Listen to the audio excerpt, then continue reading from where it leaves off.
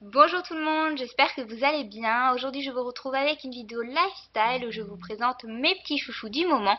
Donc si ça vous intéresse, eh bien restez avec moi et regardez la suite de la vidéo. Je vais commencer par vous parler hibou, comme vous l'indique le titre. Là, vous dites elle pète un plomb. Comment ça, elle veut nous parler de hibou? Mais il faut savoir que depuis quelques temps, je fais une grosse fixation sur les hiboux. Alors, je sais que je ne suis absolument pas originale, parce que des hiboux, on en voit un petit peu partout en ce moment. Mais voilà, moi, j'adore ça et je commence à en avoir un petit peu partout chez moi. Par exemple, j'ai trouvé chez Truffaut une jolie petite... j'allais dire statue de hibou, mais c'est pas vraiment ça. Enfin, une espèce de un bibelot de hibou tout blanc que je trouve vraiment trop chou. Maintenant, il est accompagné d'autres petits hiboux plus petits, très colorés que j'ai trouvé dans une boutique locale près de chez moi. Forcément, puisque c'est local, c'est près de chez moi. Elodie, tu transpires la logique. J'ai également des petits hiboux minuteurs que l'on m'a offert, parce que bon, ça commence à se savoir que j'aime les hiboux. Je les trouve vraiment trop choux et mine de rien, on les utilise très souvent parce que le minuteur de notre four n'est pas très fiable, donc on préfère utiliser nos petits hiboux. J'ai également une jolie petite bague hibou qui me rappelle beaucoup de souvenirs, puisque c'est mon chéri qui me l'a offert quand nous étions en vacances en Bretagne l'année dernière, et je la trouve vraiment trop jolie et je la porte très souvent. Plus récemment, je me suis même acheté une coque pour mon téléphone avec plein de petits hiboux de toutes les couleurs. Je trouve ça vraiment trop fun et ça me donne la patate à chaque fois que je le vois.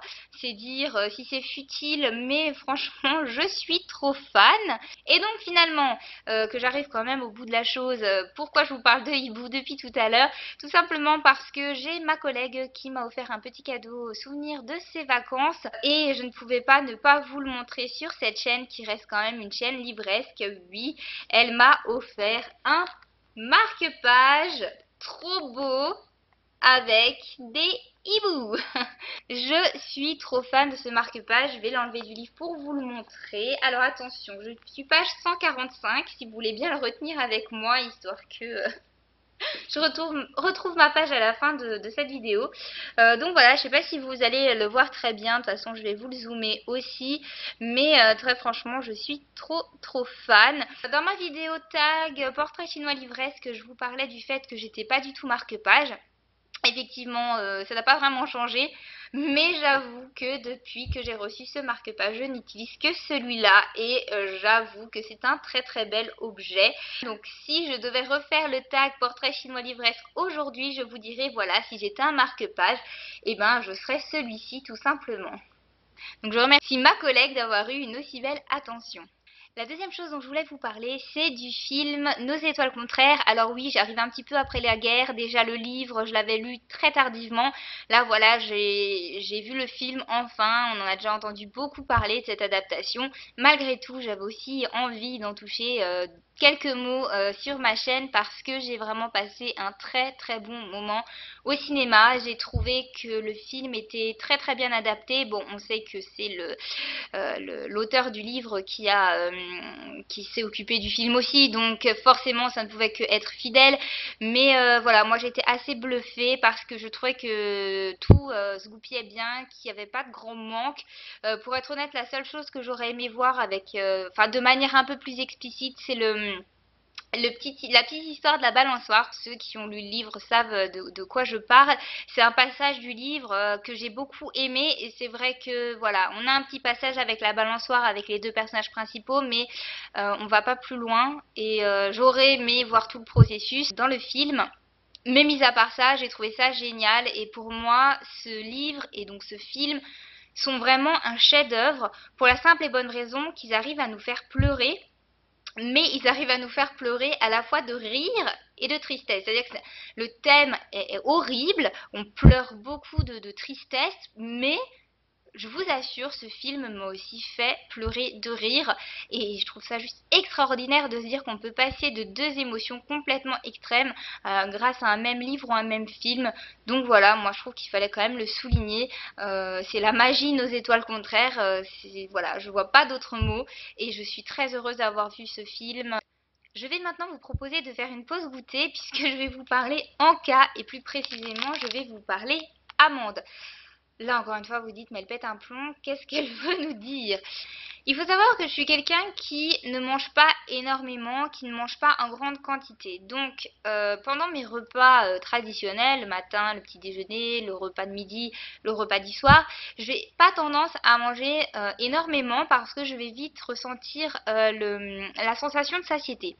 Malheureusement, 3 ou 4 heures après, je vais commencer à avoir faim. Donc, je suis le type de fille qui n'a jamais arrêté de prendre de goûter à 4 heures. Je me rends compte que je mange beaucoup de choses très sucrées au goûter, du chocolat ou des barres, céréales, mais qui, voilà, qui sont quand même très concentrées en sucre. Et du coup, je me suis dit, il faut que je trouve quelque chose, il faut que je trouve quelque chose. Et je me suis tournée vers les amandes. Je me suis dit, voilà, je vais manger des amandes, c'est sain et ça va de nouveau me donner une sensation de satiété en mangeant quelques-unes à l'heure du goûter plutôt que de grignoter des cochonneries.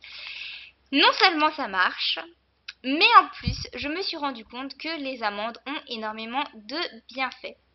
Donc vous le savez peut-être ou pas, dans ce cas-là je vais vous l'apprendre, mais les amandes sont très très bonnes contre le cholestérol, contre l'hypertension, contre les brûlures d'estomac, et ça pour moi c'est une révélation parce que j'ai tendance à avoir très fréquemment des brûlures d'estomac et il me suffit de manger 5 ou 6 amandes et ça va beaucoup mieux, je vous assure ça change ma vie. Donc ça améliore le transit également. Les amandes sont très riches en calcium, en magnésium, en fer, ce sont des antioxydants, etc., etc.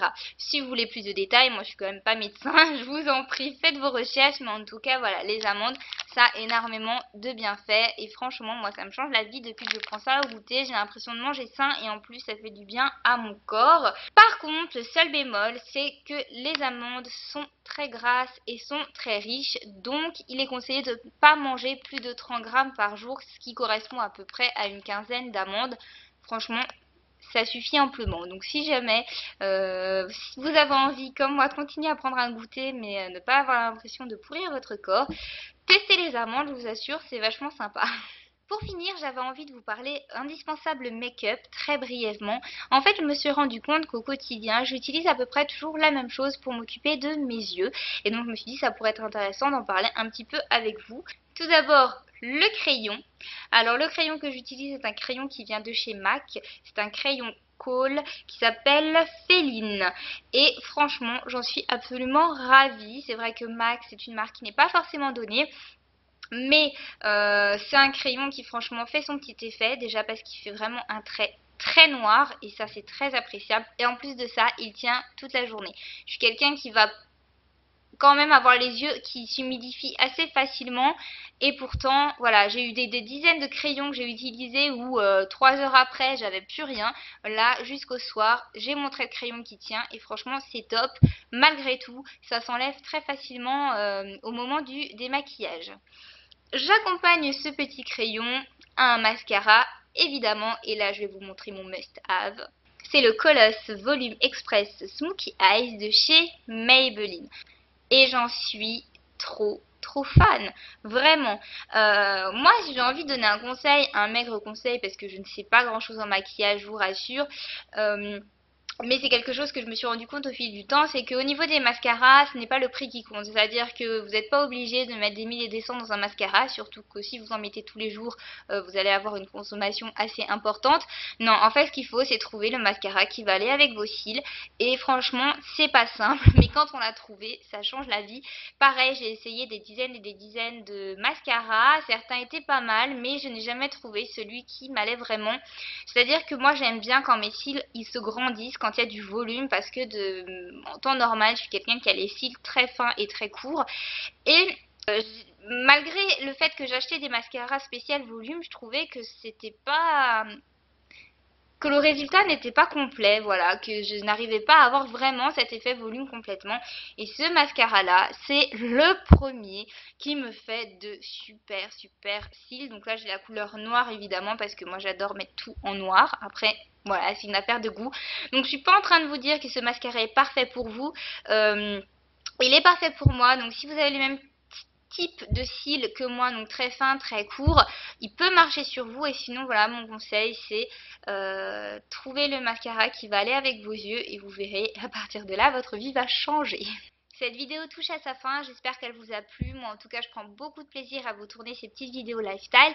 N'hésitez pas à mettre en commentaire le numéro de la page où je me suis arrêtée dans ma lecture en cours si vous vous en souvenez encore. Et sinon je vous fais plein de bisous et je vous dis à très bientôt. Salut!